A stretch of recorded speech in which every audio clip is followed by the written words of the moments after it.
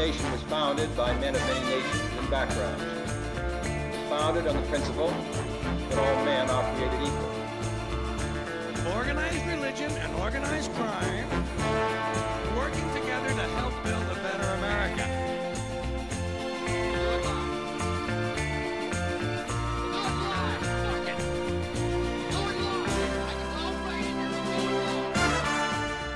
Hello and welcome. Thank you for joining the Citizen Noise Exchange for their 12th episode. My name is Gaston Arbitro, and we're coming at you quasi-live from the trunk of a 1988 El Camino submerged in the Great Salt Lake. Colby?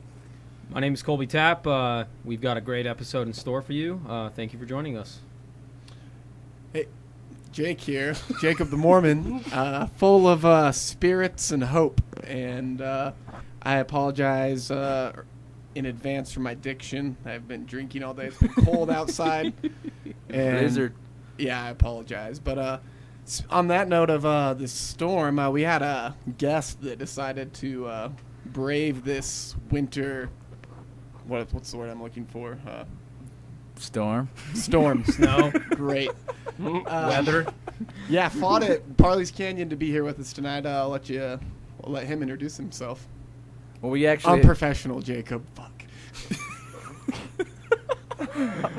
we have another guest here. His name's Rick the Engineer. He's kind of an asshole. He's been around kind of helping us out. Not really. Say hi, Rick. Yeah, thanks, guys. Paying me pretty well. He's really Peanuts high. pretty much. We apologize. Yeah, these guys are pretty particular about their setup, but they're a dirty bunch. I got a bunch of complaints myself. I don't even know why I'm talking. Stop talking. Colby, why don't you introduce Oh yeah, we have a great our guest for you. prestigious guest. Yeah, great guest, and like Jacob tried to say, Sure, yeah. He's drunk, dude. he braved a winter storm coming down Parley's Canyon to join us tonight, and we have Tyler Galovich with us, who's one of the leaders of the Occupy Park City movement. And yeah, Tyler, tell us a little bit about yourself. Thanks for having me on, guys. Thank you. Leader, no leader. We tried to not have any leaders in the group. That's what has made it great some thus far. insight. So, but I have tried to do what I can on my part to get things organized and kicked off. And so I guess in that sense you could say I've kind of led organizing duties. But other than that, if any leadership came out of it, I myself would be the first one to run off. So That's Right admirable. Well, I've seen your name in a couple of local papers, Park Record down there in Park City, and it seems like you're out there doing it. You're out there living the dream, and I'd like to collectively, on behalf of the C.N.E team, thank you for your efforts. They're admirable, they're noble, and I hope you can keep doing what you're doing, and hopefully it has some type of desirable result in the end for all of us. And so we have a couple of questions for you. Regarding the Occupy business. Movement, I should say, not business. I was just wondering how the Occupy Park City movement came about, and when you decided to involve yourself and take up the whole fight here. Yeah, well, how did it begin?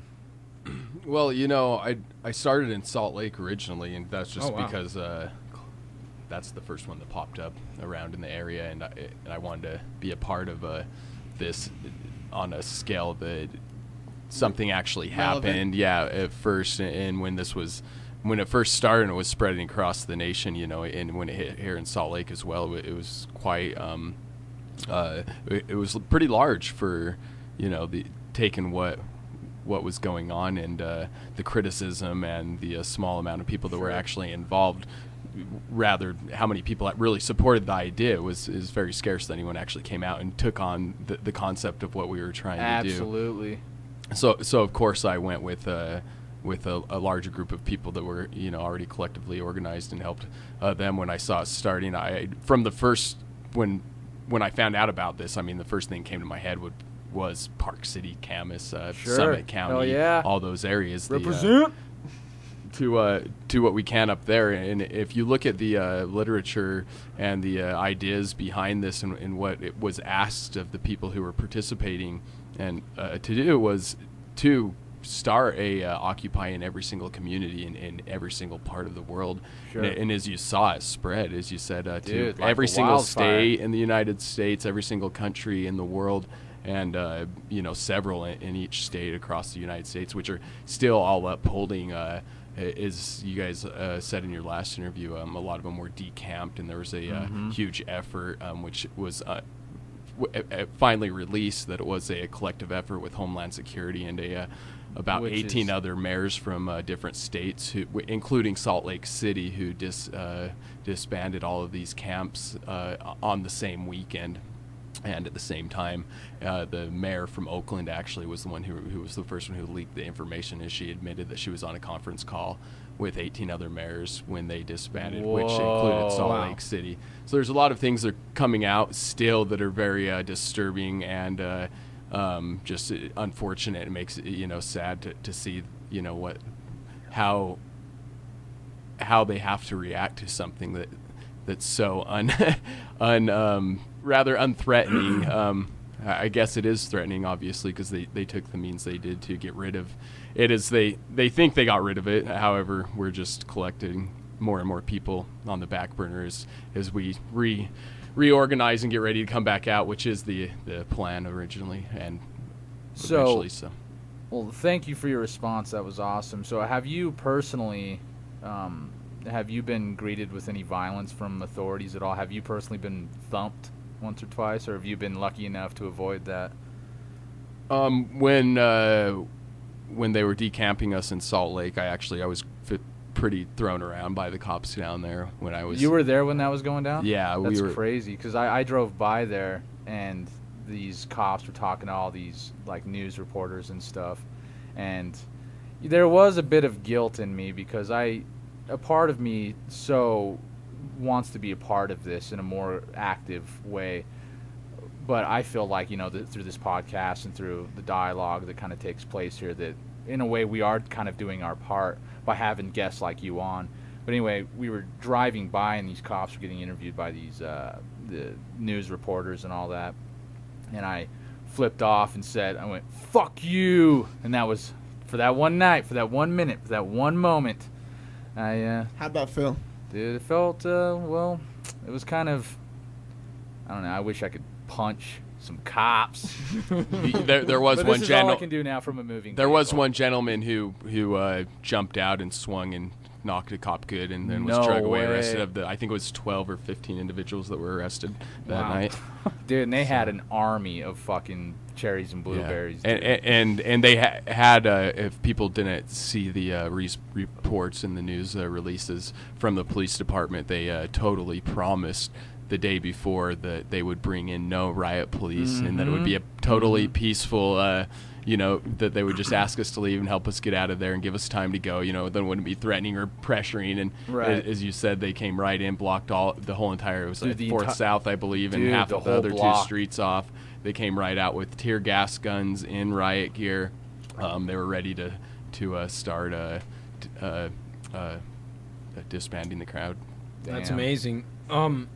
So you were there when, because it was a big, our local media has nothing really to talk about very often, and so when that gentleman died of I forget, was it carbon monoxide poisoning? I forget what it was. Were you there? There was no speculate. It was all speculation on that still, Yeah. and I would hope that I believe in what I remember is that we were going to ask for reports, and I hope that they're still pursuing those, because it was just right off the bat speculation of death rather than any reports whatsoever. And then as soon as it was over within the 2 days, I've heard no word whatsoever. I know the family, at least somewhat of what I heard, I think there was families that was contacted, and they were quite disturbed as well from the allegations of the way he died, from what he knows. And same with everyone else around the camp, that just did not fit with who he was, and the way that the things were set in the tent as well was quite concerning. But they said, he died of carbon monoxide and that's what I combination read. of overdose as well. I wasn't there when that happened. I did go down within a day or two of that. So. Did you see the body? I didn't see the tent or anything. So, so was it after the Occupy Salt Lake City disbanded that you either decided to start or join the Occupy Park City movement? Actually, it was before that we were already set up in Park City. Okay. And it was funny because the police even came and with their laptop to Park City, and they're like, "Oh, look what happened yesterday earlier today." And pretty much we're like hoping that we would be like, "Oh, okay, I guess we're gonna go ahead and shut down." And we were pretty pissed actually. We're like, "We'll have to see what the reports end up saying and stuff." And no, we're not going anywhere. And that was the first aggression we got of any kind, I think, from the Park City Police Department. And it wasn't too much aggression, but you could tell they were definitely hoping that we would just kind of walk away because of that incident. Rather, as I said, I'm more concerned and upset, and if anything, very offended with what had happened with that gentleman, and the way that they use that as a reason to negatively affect the Occupy movement, or if that had anything to do with the movement whatsoever. Because that's all they wanted you to hear as far as the media goes, and it just seems like just one of those buzzword kind of, that kind of usage to get the idea in your mind that this thing is bad. All you heard was man dies. It made national news. I was out of town when it happened, and it made national news, and it was just like, so what about the other several thousand or several hundred or whatever it was people in the park? I mean, this guy, if he dies because a generator was blown in his tent or whatever happened, it seemed to me that they were trying to diminish the integrity of the whole movement. And it was just, it seems fishy from even as far you hit him too hard, Johnson. Shove him in the tent. It's funny you say that, because the last actually that I've heard on anything from that is that they found some kind of a hit in the head wound. Really? Wow. Yeah, that was interesting. And then I heard that joke, there was that he was possibly in a fight earlier that day as well. So the fact that they jumped right on that, the allegations that they had, and then got rid of everything. It was, and just the way it was lined up with everyone else as well. I mean, Oakland did the same thing on I think it was the second or third time they tried to get rid of the Occupy movement. There was someone who was killed within blocks of the camp, and they just straight up said it was the movement that someone was killed at. So I mean, Oakland, as everyone knows, I mean, there's probably a collective hundreds of people killed every single night within the streets there. Well, unfortunately, that's nothing to laugh about, but for them to take just something like that and jump on it was obvious that was a media gig to get rid of us. So. Sure. So what I'm wondering, I've driven by where the cabin used to be in City Park in Park City. Notice it's not there anymore, and there's information there on meetings and what but I heard you guys had a plainclothes police officer show up to one of your meetings, and I don't know if you want to talk about that, because from what you can say no comment at any point. Because from the way I understand it is the plainclothes cop shows up, police chief says it's not official, but why is the cop there anyway in plain clothes? And so it's either an investigation or he's supporting it. There's not too many gray areas for officers showing up at places and like that. Occupying you, as Colby put it. So I'm just curious, what kind of that's all about. All I've got is park record, so. It was funny how that all happened, because that's the same thing that we got. In fact, half the group still hadn't heard of it by the time the next meeting had come the next week, and there was actually clothed officers in there at that point, because it had gotten it'd been getting pretty heated. I found out the next, or a few days later, the Park Record article was in there of us taking our tent down and stuff, and that we were going to have actions at Sundance and stuff. And then directly below it was this article saying that undercover agent at Occupy meeting, and we're just like, whoa, what? Or at least me, I don't know who else had seen it at that point. And I still didn't think too much of it. I didn't know who it was, and I didn't really care, because we have nothing that we're hiding. We're trying to get people to save the environment and get the rich to be taxed more, and have the banks and other people responsible for the banking crisis to be held responsible. So it's not like we have anything to worry about someone making allegations of terrorist plots or anything like that. So to hear that there's an undercover officer was in there was very weird, and just kind of didn't think anything of it. And then the next day, I think it was KSL called or someone, or I think it was actually the chief of police called Phil. I can't remember his name, but he jumped right on and was like, "Hey, KSL's trying to get a hold of you," and all of a sudden was just kind of going all over the place on the phone. And I was trying to explain to him that I myself was still finding out about this whole situation, and he was already trying to, secure a statement with us.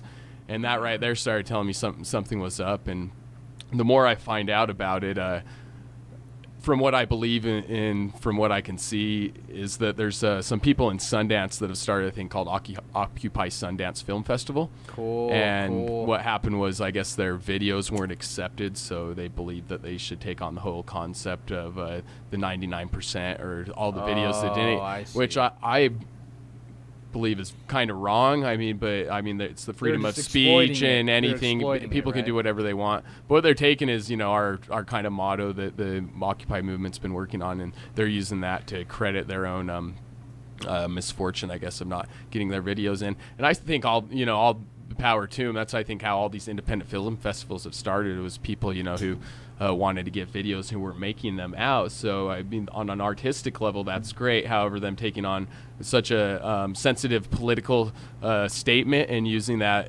when we're actually there, and so people are misleading that. So I believe the police department sent someone in to find out if we were actually involved with the organizing of that film festival.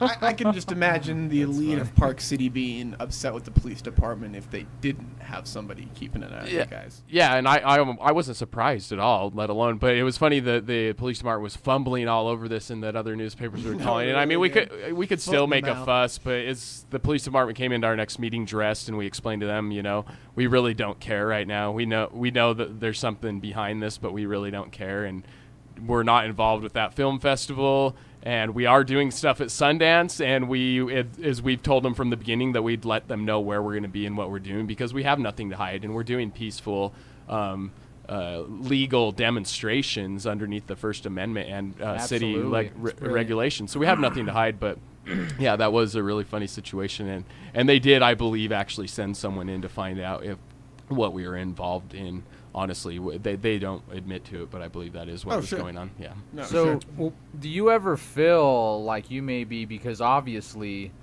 doing these demonstrations, regardless if they are legal, do you ever feel like you may be in you may be in danger of being arrested and put in prison or surveilled? Or exactly. Like, have you had any suspicious experiences of where you think you were under the like you were the bullseye?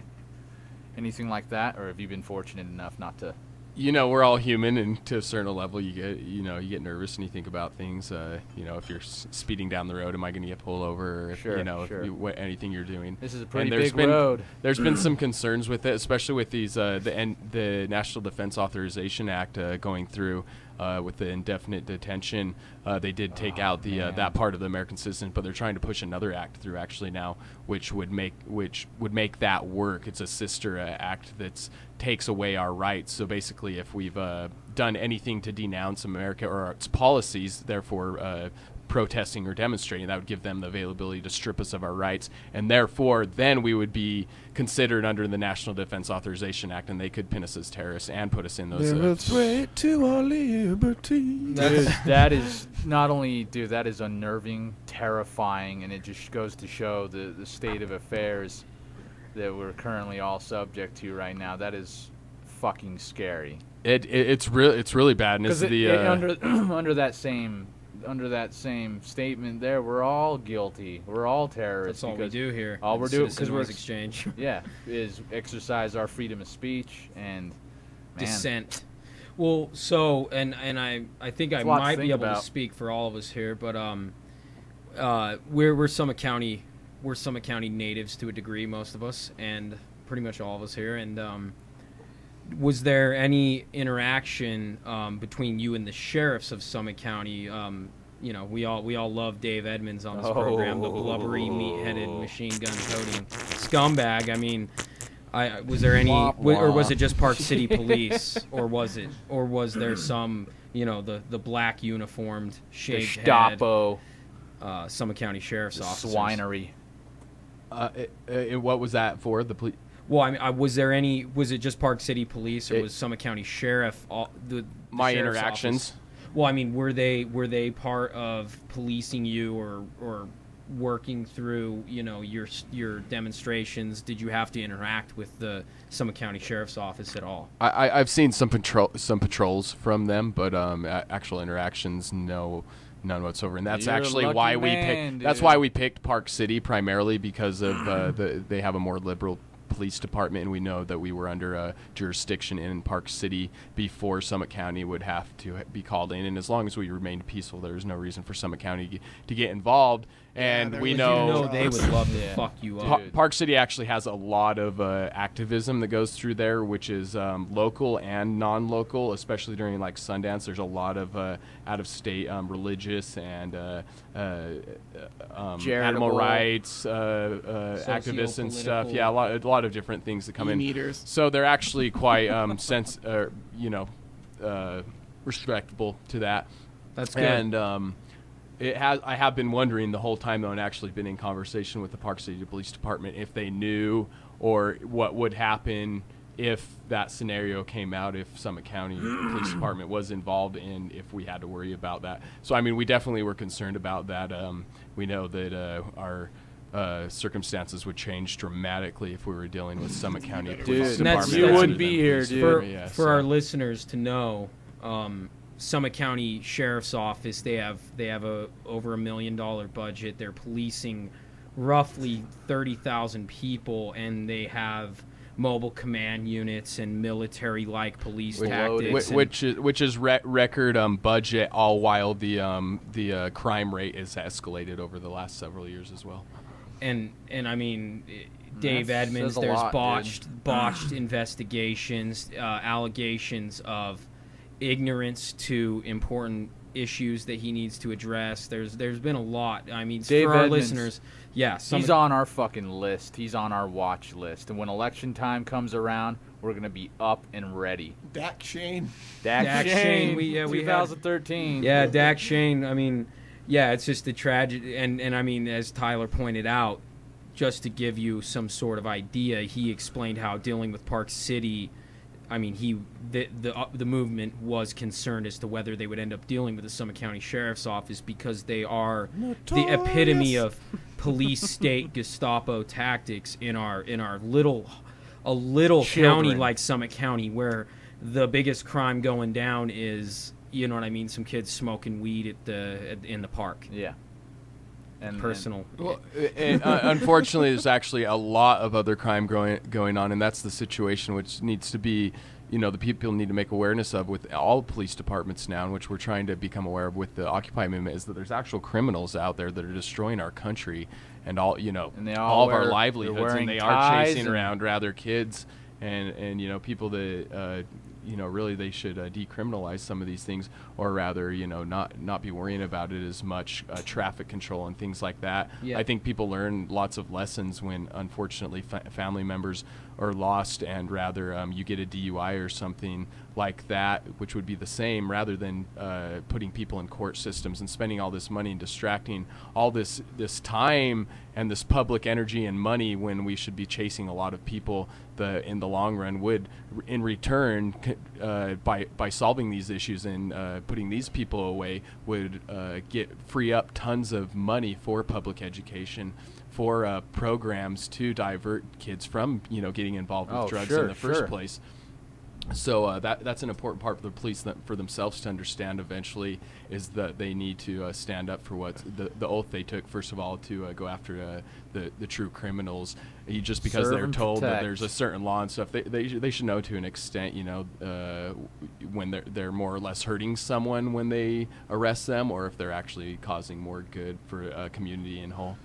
Absolutely. I've said for a while now that the likelihood of a random criminal coming in your home and doing something to injure or harm your life is less likely than a police officer coming into your home and doing something to injure or harm your life in Summit County. It's the likelihood of a cop coming and fucking your whole life up over nothing. Oh, dude. I mean, I know of a personal case related somewhat to me where kids were shooting off fireworks on the 4th of July, illegal fireworks in the backyard in Park Meadows, and the Summit County Sheriff's Office showed up because that's Snyderville Basin, and they claimed they heard gunshots, and so without warrant or probable cause, they kicked in the door, found 2 teenage kids who were shooting off fireworks in their backyards and threw them to the ground, injuring them in their $2 million home on their tile floor, and they heard gunshots. And I mean, it's the 4th of July, for Christ's sake. There's a lot of gunshots going off. Yeah, there's lots.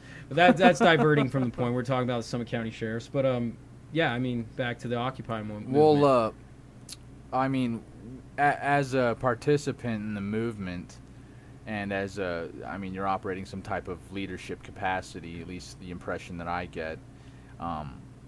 What do you want to see happen next? What is next for the Occupy movement? What is the next step? Is there a next step? It's hard to say that on this because I believe this is a whole new idea and something that has never happened. A lot of people try to make comparison to a lot of other movements, including the 60s and the bonus army, even things from the first revolution of the United States and onward with tons of other scenarios. And the thing is, this isn't any of those. Russia. This isn't any of those. And we're at a time of consciousness and social level of the world like has never seen before. The amount of people and the capability we have to connect with each other and communicate with each other, and that's what's made this whole thing possible, and what's going to continue to make it possible. And thank God is I don't know if you guys have noticed over the last 2 days we actually stopped the SOPA Act and the other online piracy acts. So I mean, it was awesome. So right there, I mean, we will continue to go. And I think this is a lifelong effort for the people involved in the idea. As long as it can be heard and recognized and remembered, we'll continue to go on. This is a new thing and a reason to stand up for anything in your life that you believe, and be able to go out into your community and stand up for that and be heard, and to find other individuals that agree with that, and even if they don't agree with that, that they'll let you be heard and let something arise to accommodate for your grievances. And that's what's going on, and that's why so many people are like, oh, Occupy doesn't have a message, because there's such a broad array of messages. And that's what's cool, is because it's given the platform for everyone to come up to on the same level whatsoever, no matter where you are, who you are, or what you have to deal with. Yet at the same time, it is tackling the things that affect us all on a huge level, which the top 3 things that we are going after: to end and audit the Federal Reserve, to end corporate personhood, and to get the money out of politics. And all of that comes down to to a couple of just main things that we can change in the Constitution. And if we can take care of those things, we can keep this on a peaceful political level. However, if things keep escalating, unfortunately, it's gonna get ugly. So when people say, Occupy was this bad thing and violent and stuff, it's like, we're on the front lines actually trying to take care of things in a peaceful, political, professional way as much as possible. It is a grassroots movement, so things are very unorganized.